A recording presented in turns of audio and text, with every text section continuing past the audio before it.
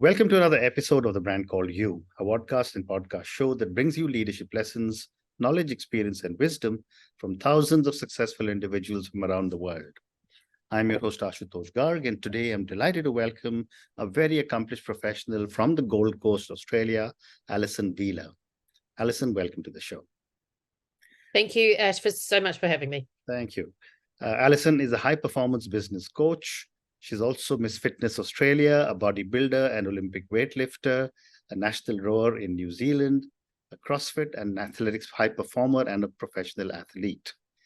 So, Alison, let me start by asking you, tell me about your amazing journey from the world of sports to becoming a coach. Yeah, look, I think there's such a strong correlation between high performance sport and then coaching and, well, creating success as a business owner. They're very, very easily correlatable.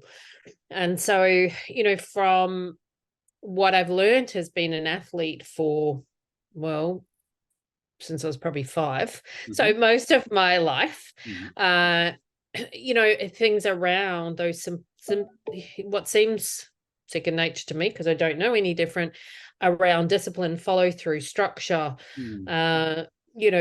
ongoing growth and performance, how to lose well, how to lose with dignity, how to come back from a loss, grit, planning, all of those things give you such an amazing framework to be able to translate that to anything, any other area of your life. So for me, I'm very passionate about teaching people those frameworks that can apply to, well, any area of their life. I'm extremely passionate about business because I think it gives you freedom. If you set it up well, it gives you freedom.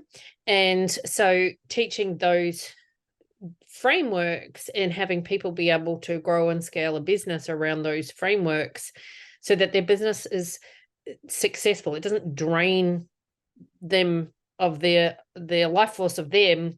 It actually does the opposite. So that's kind of my journey from athlete through, I'm an occupational therapist by profession. And then I think through what I saw as an occupational therapist working within a lot of organizations, corporate organizations, and the functioning of those, when a business doesn't go well, the effect on that of the employees. And I just felt like there was more I could do. And I think, we're on this planet to do something, and certainly I am. So why not be the catalyst to that change? I much prefer also, Ash, prevention rather than cure. Well said. Great response. Thank you. So let's talk about, your new avatar as a high-performance business coach.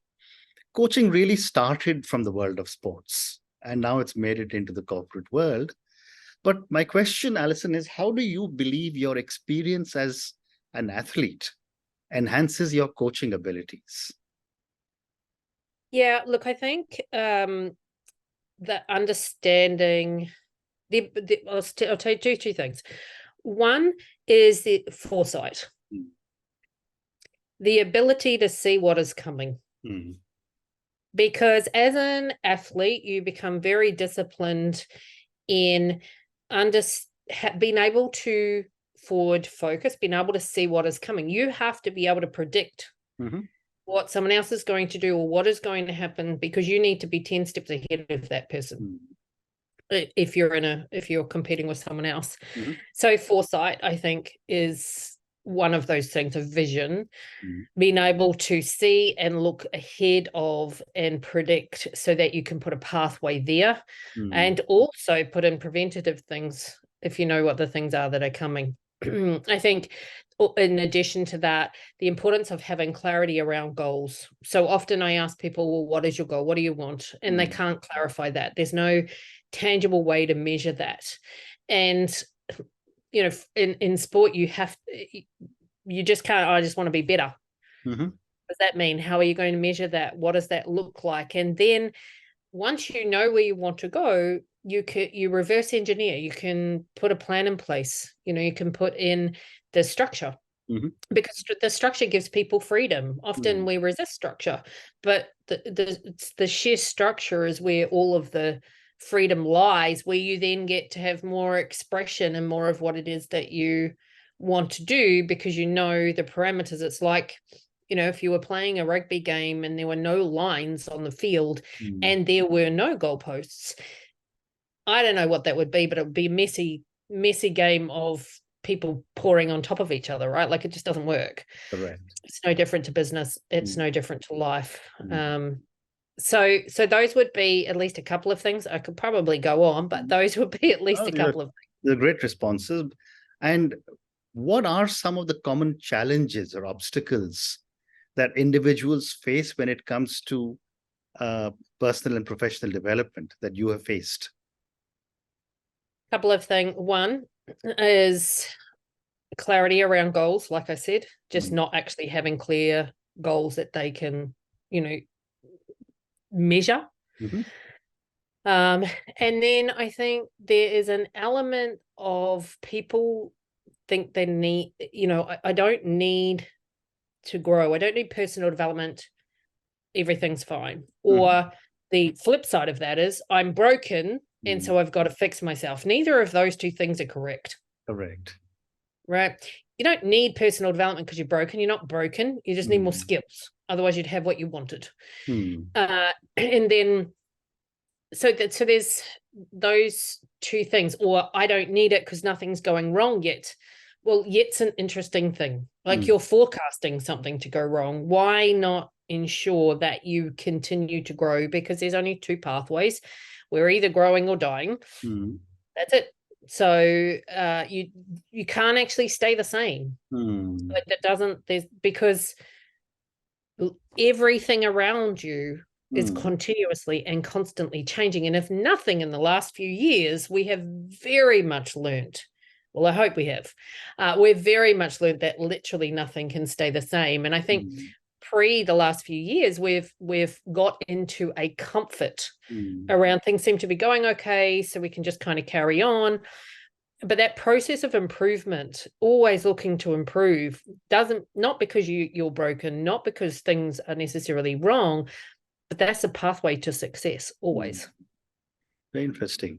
And, Alison, you just spoke about the importance of goal setting. How do you guide your clients in setting effective goals? For me, number one is, what do they actually want? What is important to them?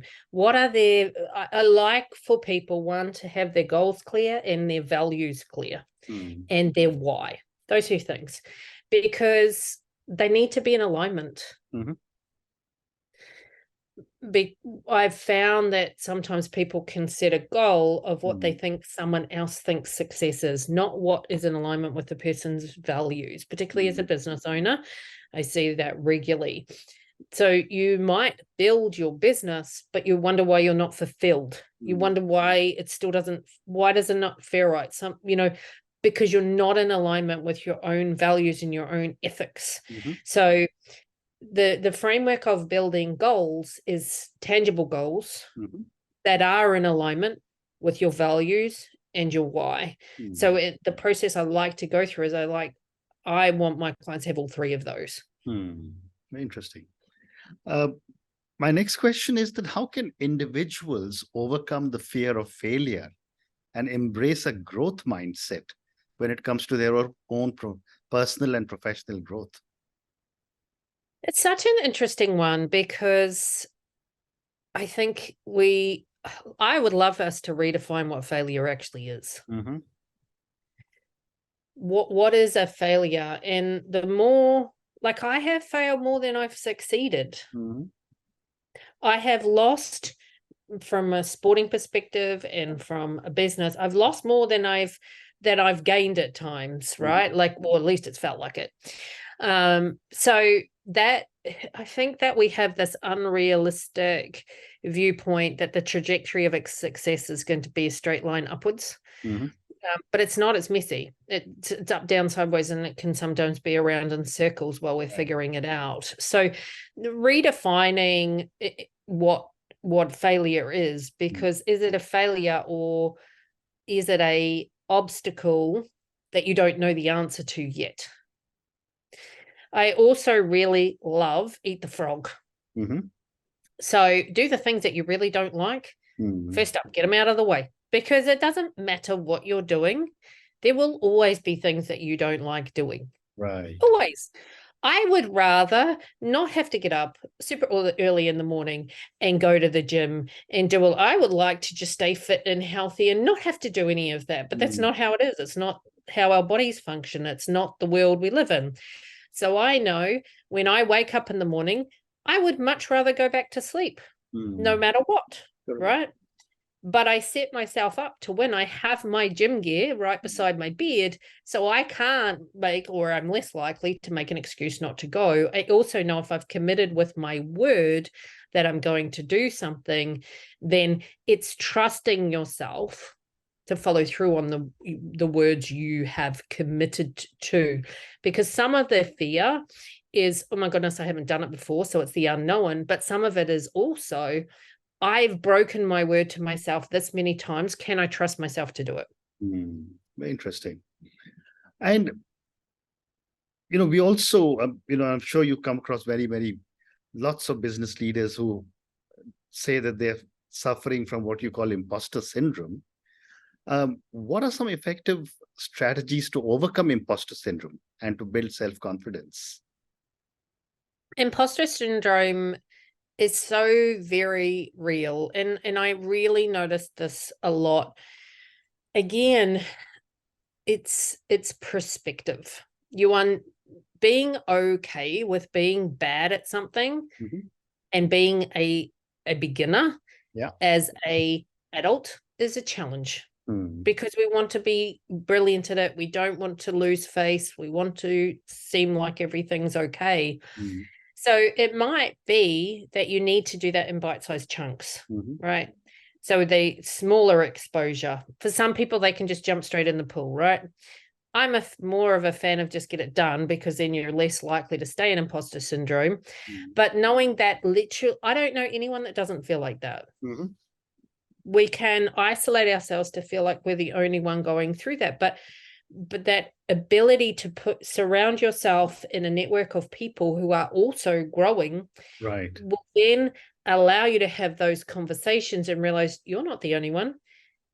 Everyone feels like that when they're doing new things, or they're growing into areas that they've not been in before, or they're saying yes and it makes them extremely uncomfortable.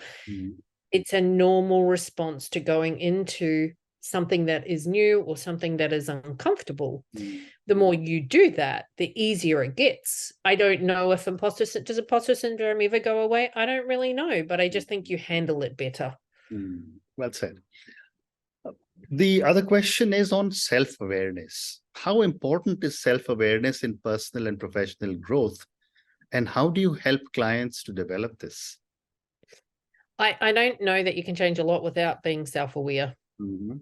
So, that could be as simple. It depends on where the self-awareness needs to come, right? So let's say a person's overwhelmed, they're struggling with, I don't have enough time, everything's chaotic, I can't fit anything in. That's quite common. I get people to do a time audit. Right? Get out a pen and paper and literally for a full 24-hour period, write down every single thing you do. It's very confronting. But if you don't know where your time is going, you are not in control of your time, and you will not get control of your time. So simply, I love pen to paper. Because it makes things more tangible. I think the digital age is a fabulous thing, but it also means we tend to hold a lot up here as well, and can't always see it. So I'm a little bit old school with that. I love giving my clients pen to paper exercises, because then you can see it and it's very tangible, and then you can face it, or you can make a choice around it. So that's certainly an exercise that, particularly around time, that I will regularly give people. Very interesting.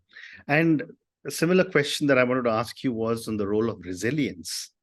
How important is resilience to overcome setbacks or challenges? And as a coach, how do you address the need for resilience?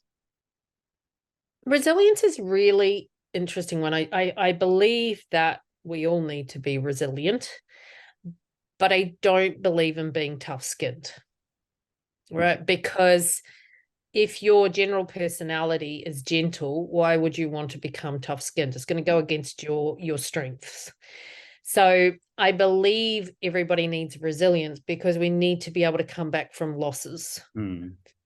How quickly it's not whether or not you lose or win, it's how quickly will you come back from a loss and keep going. So, it could be depending on the personality, right? You want to offload or get rid of the feeling of that loss as fast as you can. So again, pen to paper, speak to someone, get the emotion out of it.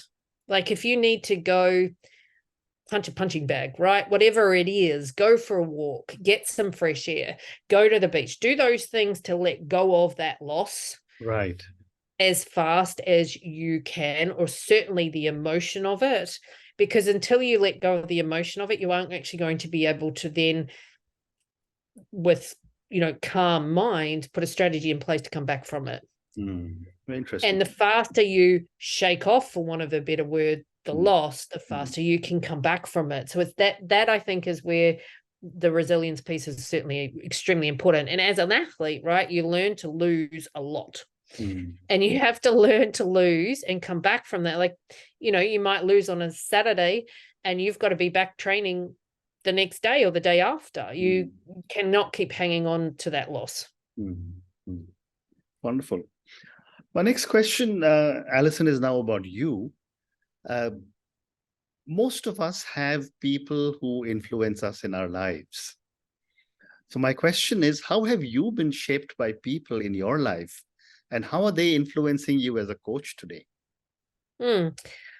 I think I would say probably for me, my dad was a huge influence in my life. He's not around anymore, but he was the reason I became an athlete. And I think just his sheer persistence. He was a very persistent person in terms of if he wanted something, he would just keep going and going and going until he got that. I don't think he was meant for this world, meaning there were a lot of other struggles, racism things and all sorts of things, which he found very challenging to deal with. So do I think he was for this world? Probably not. I think he was ahead of his time for that. But I learned a hell of a lot from what he achieved in his athletic career, coming back and overcoming considerable illness. He had 2 kidney transplants. So I learned he's always been a real inspiration for me. My mum is an inspiration for me and has shaped my life because she has had one strong purpose her whole life. She's always known what it is, and that's serving as a mum. And she stayed on that purpose. To this day, she stays on that purpose. She's known it from, and a lot of people don't. I think that's amazing. If you know what your purpose is, go after it. Like, don't hold back. And then, if we shift gears along the way, I think there's a lot of people, negative and positive, that have shaped my life along the way. Schooling, I would say, for me, wasn't necessarily the calmest ride. So more negatively influenced. But then I've had some great mentors along my journey that have shaped my life, or I've had an olive branch from someone who I've had as a coach or mentor who's just, those 1 or 2 or 3 things they've said, and it's like, oh my goodness, wow, that's changed my life. And it can even have been books I've listened to or podcasts I've listened to. I remember listening to, I think it was a Brian Tracy audio book, and it was like, almost like I just got permission to be myself again. And it was just one simple line in that book. So I am very thirsty and curious for further knowledge. I like learning. I love learning. I love growing.